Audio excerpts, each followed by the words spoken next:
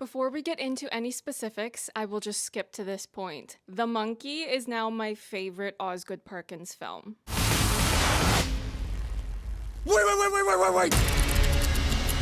Hi, I'm LadyJenevia, and on my channel I talk about entertainment media. Today I'm going to be reviewing the new Osgood Perkins film, The Monkey, based on the short story of the same name written by Stephen King. I have already published a video talking about the short story, so if you would like to hear more about what's in that source material, you can go ahead and watch that video. I'm going to begin with a less spoilers section and follow that up with a spoilers section. I'm calling the first section less spoilers because I am going to say some things about differences between the film adaptation and the original short story, so if you are one of those people that wants to know little to nothing, I will simply say that I rated this at a 4 out of 5 on Letterboxd. Also, feel free to follow me on Letterboxd if you haven't already. And now, let's talk about The Monkey. Between the time of my recording my video about the source material and then actually going and editing that video, a new explicit trailer was released, so there were some points that were already observable that I wasn't able to directly speak about in that video. One of the most obvious cosmetic differences with this adaptation was the fact that in the short story, the monkey toy holds a pair of cymbals, which it crashes together, but in the film adaptation, the monkey toy holds a pair of drumsticks, which it uses to hit a drum. If you're completely unfamiliar with the story or the film adaptation, The Monkey is about a man named Hal who has a brother named Bill. As children, they were terrorized by a mysterious monkey toy. Whenever this toy gets active, such as in the short story when it crashes its cymbals, or in the film adaptation when it hits the drum, someone dies a strange and violent death. In the book, Hal tries to get rid of the monkey by throwing it down a well, but as an adult, the monkey comes back and once again threatens the safety of Hal and his new family. There are quite a few differences between the short story and the film adaptation. Many are changes that I would have expected to see, but others were pleasant surprises. One of the unsurprising changes was the order of information. When I made my video on the source material, I rearranged the pieces of the story to share them with viewers in sequential order. I assumed that it would be more easily followed by viewers if I did it that way. I didn't struggle to follow the short story as it jumped around between Hal's past and present, but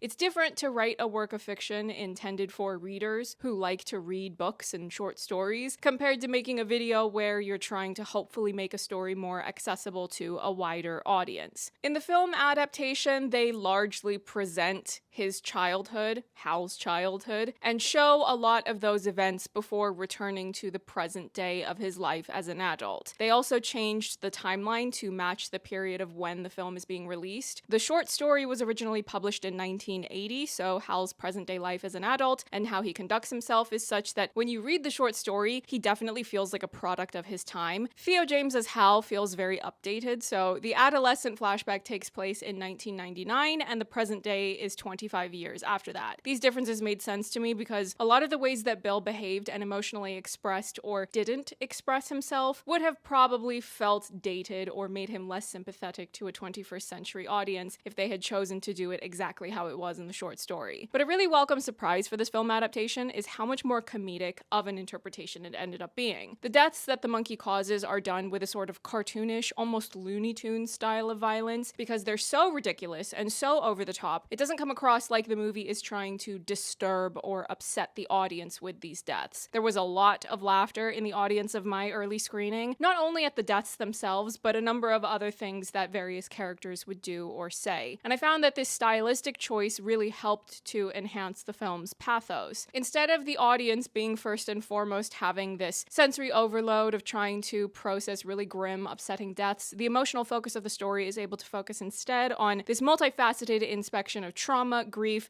and in particular, my interpretation of the film was that it was focusing on the harm that is caused by men who don't take the time to get in touch with their emotions and feelings. The movie is practically a giant billboard telling men that they should go to therapy if they are not able to figure out on their own, that they need to talk out loud about what's bothering them instead of just keeping it all inside and inadvertently hurting your loved ones in the process. Now, grief, trauma, and more specifically childhood trauma staying with you into adulthood childhood, those are not things exclusive to just men, but it didn't feel like an accident that the film put so much emphasis on male characters with these issues. We can elaborate more on that though once we get into the full spoilers section. Many plot points were changed, but the essence of the story still feels more or less the same as what was in the original short story. It's ultimately focusing on the relationship between a father and his son, and this father, Hal, is trying to not pass his own traumas on. The monkey is simply a symbol or personification of the trauma itself, or it's some sort of cosmic source of that trauma. I've seen some complaints floating around online about the monkey itself not being more explained. Where did it come from? What is the explicit canonical explanation for what this is and how and why it does the things that it does? And with all due respect, I feel that focusing too much on that question is indicative of missing the deeper points the story is trying to make. Also,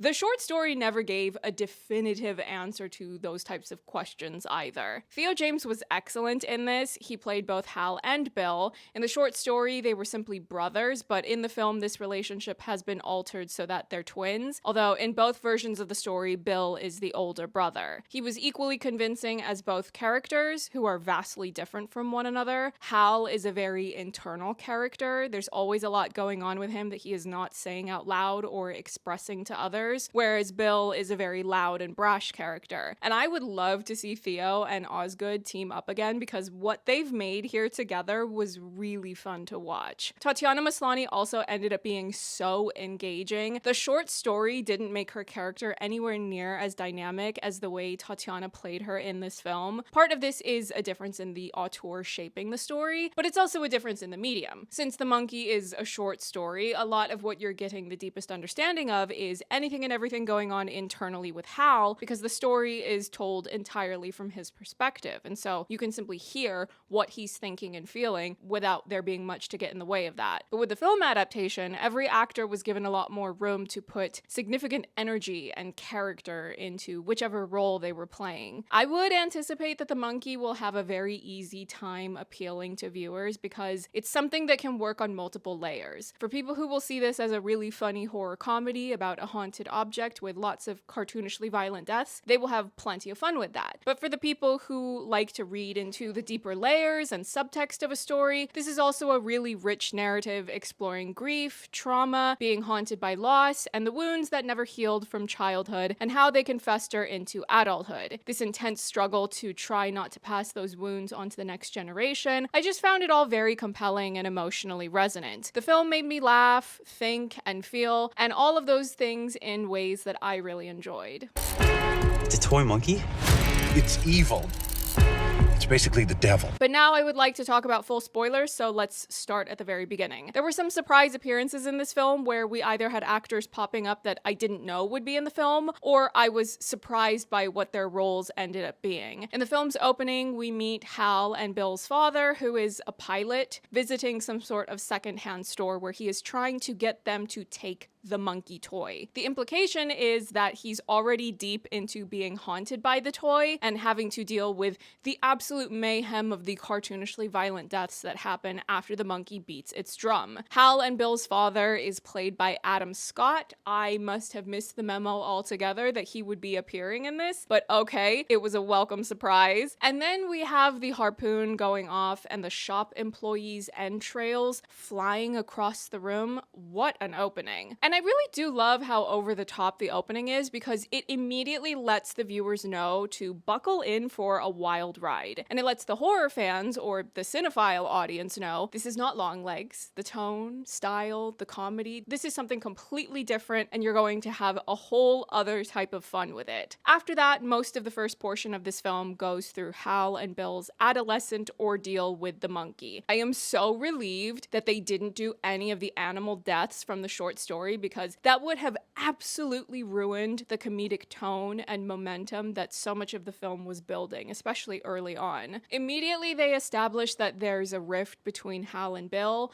Hal is bullied by kids at school, and he's also picked on quite a bit by his brother. There doesn't seem to be a whole lot of love between them, but they do have love for their mother, Lois, played by Tatiana Maslany. She puts so much energy and humor into the character. At one point, she was speaking to them about how their father abandoned them, and she says a phrase about making like eggs and scrambling to refer to him leaving. And further into the story, Hal, as an adult, says that same phrase to his own son. And I really liked that callback because it tapped into this idea of becoming your own parents despite your best efforts not to. And that all ties into this central driving force within Hal of being desperate to not pass on his own traumas to his son. Given the opening scene with Hal and Bill's father trying to get rid of the monkey toy, we can interpret that him leaving was the result of him trying to escape the violence and mayhem brought forth by the monkey toy. And already that indicated to me that Osgood Perkins was aiming to flesh out the themes of the short story to a much greater extent, because you actually get to see the father in the same type of distress that we know Theo James is going to have to deal with, because we've all seen the trailer and some of us have also read the source material. But because his father never spoke to his family about the monkey toy and what it does, they are left feeling abandoned with no context for that. If their father had told them about the monkey and presumably revealed its powers to the family, they could have shared that burden together, or even if he still decided to leave, they could have felt more of an understanding about why he left instead of having to just assume the worst, like, oh, well, I suppose he just doesn't love us enough to stay. And all of this is from the beginning of the film. So you combine this with the comedic opening with the harpoon and flying entrails, and I already knew that this was more than likely going to end up being my favorite Osgood Perkins film, which, like I already said, it now definitely is. But since Hal and Bill's father didn't tell them about the monkey, they are left unprepared to deal with the threat that it poses. And so when they discover it among his various possessions that he left behind, it doesn't take long before it claims its first victim, their babysitter, Annie. Did we all catch the Easter egg where she was named Annie Wilkes, which is a character from another Stephen King story, Misery? If you've seen the film adaptation, that character was played by Kathy Bates, who won an Oscar for her performance. And sometime after this, the bullying was getting really bad at school for Hal, and his brother Bill also contributed to that, both at school and home. He would pick on Hal quite a bit, so after an especially mean prank, Hal went home and told the monkey that he wanted to get rid of Bill, and he turns the key. I like this alteration because of how it fits into the larger narrative of his relationship with Bill and the 25 years of guilt he's going to wrestle with, because the monkey, of course, takes out Hal and Bill's mother instead of Bill. But I also like this change because in the short story, Hal feels compelled by the monkey to wind the key. The monkey basically puts him in a trance. He simply feels that in his mind, so he does it. But I don't think that would translate as well in a film adaptation compared to the way Osgood Perkins chose to alter the story instead. The boys end up in the custody of their Aunt Ida and Uncle Chip, the latter of whom is hilariously played by Osgood Perkins himself. Once Bill starts to believe what the monkey is capable of, he wants to wind the key to see if it really works. Hal doesn't think this is a good idea, but he also doesn't want to explain to his brother that he tried to do that himself to his brother, and as a result, their mother is now dead. Long story short, the monkey gets Uncle Chip. This is probably one of the most fun director cameos I can recall seeing in a while. I feel like it's usually a quick,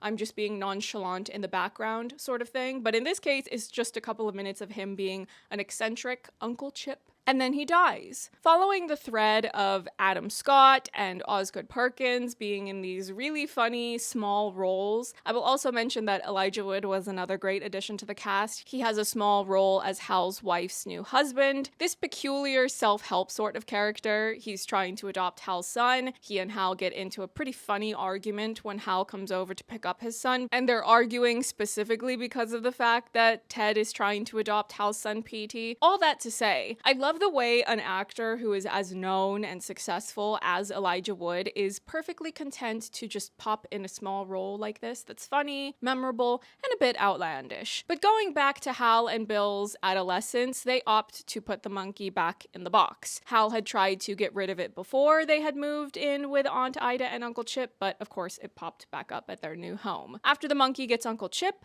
they both fully know now that it's an evil killing machine, so they put chains around the box and they throw it it down the dry well. In the short story, it was just Hal who threw the toy down the dry well, but once we transition to the adult portion of the story, it's really all on Theo James to carry it because it focuses entirely on him. Hal is keeping people at a distance, he only sees his son once a year, and this arrangement is Hal's choice because he's scared that the monkey will return and get his son. And Theo is so effective in his performance because even though a lot of what's going on with him is happening internally, and one of his biggest issues is that he doesn't talk about these things out loud, you're still able to have such a clear understanding of how he feels, what he fears, all of the heavy baggage he's carrying around. Now, Hal is set to have his annual visit with his son Petey, but the fact that Ted wants to adopt Petey with his mother's blessing, this would mean that Hal would lose all visitation rights to his son. So it's a very well thought out adjustment to the story because it creates another sense of urgency where Hal has to finally address everything that's going on internally, because if he doesn't, he's going to lose his son. And of course, the monkey has returned at this exact time, so the urgency is coming in from all sides. No more running or hiding, you must deal with it now. We get more deaths that are funny and cartoonishly violent each and every time the monkey goes off. Once the monkey returns, it gets Aunt Ida, which is a solid way to pull Hal back into that mess. But following her death, many of her belongings are put up for sale, including the monkey toy, and who does that end up with? Corey Cunningham. That's not his name in this film, but it is the same actor. So imagine you take Corey Cunningham and you put a wig on him to make him look like he's in an 80s hairband, and you've got Ricky. Ricky is a source of both comedy and continuing the larger themes of the story because Ricky is a character who also has daddy issues. Ricky develops a weird attachment to the monkey toy because it reminds him of his father, who was a cop, who also abandoned his family. So Ricky has the monkey for a bit, but then he ends up selling it because there's been an ad running in the paper specifically for the monkey toy. And all the while, Hal is having a rough time with Petey because of course their relationship is awkward because he barely sees his son. But at least since he never fully abandoned his son, they're able to try to make this work in a way that Hal was never able to do with his own father because Hal's father completely left without any further contact. And really, Osgood Perkins' take on this story and reimagining it within this period of the 21st century is perfect. It aligns with a lot of the conversations people have nowadays about generational trauma, about trying to break that cycle. When I think about how we had the Iron Claw release not that long ago, there were quite a few comments in film spaces online about how people would go to see the film at the cinema and there would be many grown men in the audience crying because it was able to reach them and tap into their own life experiences of having this unattainable standard of manhood forced on them to the detriment of their own mental or emotional health. I think a film like The Monkey has the capacity to do something sort of similar, but with a much more comedic delivery. I think it could either consciously or subconsciously reach a lot of boys and men who watch the film, and it can get them thinking about their own experiences of childhood trauma that are now weighing on them in adulthood, of how to navigate fatherhood and better communicate with their own children. Now, it's not as if The Monkey is leading with trying to deliver this message of hope in some sort of ham-fisted way, but I think the people who are already open to getting something more out of it will be able to do so. Because I haven't even gone to the big reveal yet, which was one that had my eyebrows shooting up in surprise. The monkey has been causing a lot of deaths in Aunt Ida's town because the man who put the ad out to get the monkey toy is Bill. As a teen, when he and Hal were throwing the monkey down the well, Bill had this realization that was seemingly caused by the monkey, that Hal was the one to turn the monkey's key to try to get rid of Bill, but then their mother ended up dying instead. So Bill went back down to the well to go try to retrieve the monkey, but by then it had disappeared, leaving behind nothing but the key, which Bill held onto, and he stayed in that town waiting and searching for all those years for a clue of where the monkey toy was, until finally he got it back from hairband Corey Cunningham and proceeded to start cranking the hell out of the toy, causing loads of deaths all over town because Bill was trying to get revenge on Hal. But here's the thing about the monkey toy. It doesn't take requests. This was a complete reinvention of the short story. Adult Bill is barely in the short story, and the end of the short story has Hal and his younger son, because in the short story he has two sons, not one. They go to a lake to try to dispose of the monkey toy in the deepest part of this lake that is near Aunt Ida and Uncle Chip's house. But in the film, we have to have a very dangerous, messy, and argumentative family reunion. And I thoroughly enjoyed the film's ending because it was so funny and chaotic, but it was also the perfect culmination of everything the film embodied and had built up to that point. It was equal parts humorous and heartfelt. Because once Bill and Hal actually have a conversation, their disagreements get worked out comically fast, which is exactly my point. It's hilarious for it to be worked out that quickly with only one conversation, but it's also completely in alignment with the messaging and themes of the story. It really is that simple. All you have to do is talk to each other, talk things out, talk about your feelings. It doesn't mean that you don't still have other things you could work on within your relationships, but you are infinitely better off from actually talking to one another. And Theo James's performance as Bill was unbelievably funny, and I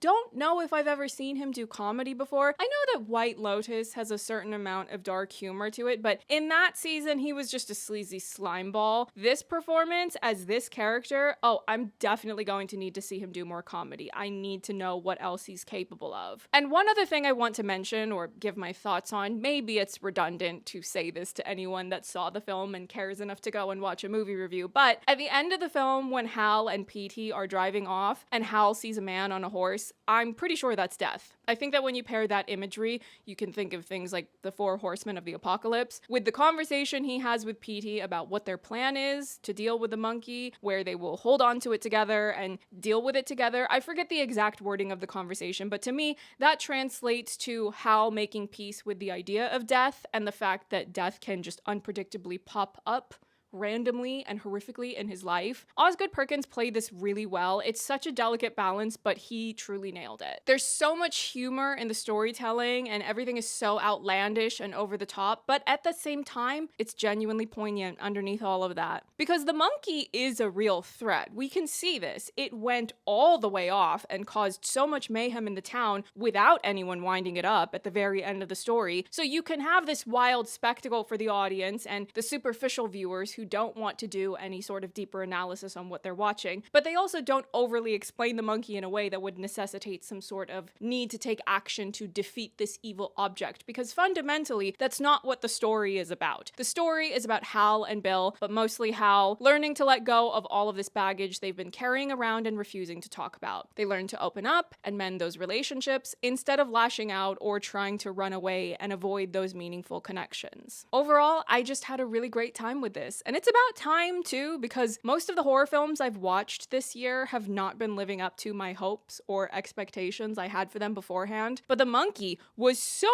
much better than I would have anticipated. I'm infinitely more interested now in seeing what Osgood Perkins will do next. I really hope he continues to incorporate more of this sense of humor into other works that he does after this, because it feels so completely unique in its voice and perspective. And that's why I had to give it 4 stars. Highly recommend it. Everybody dies. And that's life.